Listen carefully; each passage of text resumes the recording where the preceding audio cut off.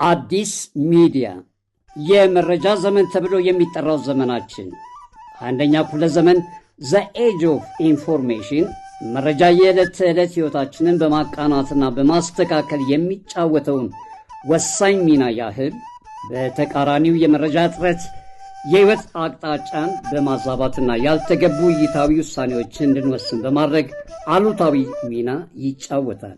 በጸረ ጄኖሳይድ ህልውና ትግል ላይ ያለው መላው የአማራና የአዲስ አበባ ህዝብ እንዲሁም በአፋኝ አምባገነን አገዛዝ ስር ያለው ሰፊ የኢትዮጵያ ህዝብ በአገዛዙ ከፍተኛ የአፈና ማነቆ በተጣለበት በዚህ በመረጃ ዘመን የአገዛዙን አፈና እርቃን የሚያስቀሩ ወሳኝ የመረጃ ማስተላለፊያ ሚዲያዎች አስፈላጊነት ሳይታለም የተፈታ ነው።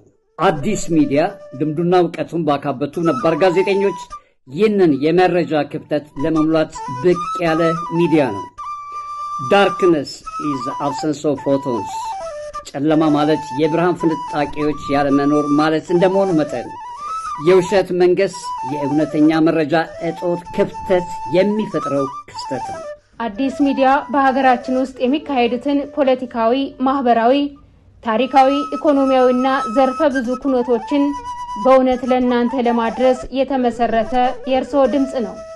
በአዲስ ሚዲያ በአክራሪ ብሔርተኞች በአማራና በአዲስ አበባ ህዝብ ላይ የተጋረጠው የጸረ ጄኖሳይድ የህልውና ትግል፣ የመላው ኢትዮጵያውያን የአንድነትና የዲሞክራሲ ትግል፣ ዓለም አቀፍ የኢኮኖሚ ማህበራዊ ጉዳዮች፣ የስፖርት ክስተቶች በዜና በትንታኔና በውይይት የሚስተናገዱበት መድረክ ነው። አዲስ ሚዲያ በቀጥታ ከሚያቀርባቸው ዕለታዊ የዜና ትንታኔም የህዝብ አስተያየቶች ባሻገር የሳምንቱ እንግዶችና የሳምንቱ አበይት ኩነቶች ቅዳሜና እሁድ ሳምንታዊ ፕሮግራሞች የሚቀርቡበት የመረጃ መድረክ ይኖሩታል። በሁሉም ፕሮግራሞች ህዝብ በቀጥታ የሚሳተፍባቸው በማድረግ በኢትዮጵያ ጋዜጠኝነት ውስጥ አዲስ ፈር ለመቅደድ የሚተጋ የመጀመሪያው የባለሙያዎች ሚዲያ ነው። አዲስ ሚዲያ ፕሮግራሞችን በዩቲዩብ፣ በቲክቶክ፣ በትዊተር፣ በፌስቡክ እና መሰል ማህበራዊ ትስስር ገጾች ያስተላልፋል። በእውነት እንሰራለን፣ ለእውነት እንቆማለን።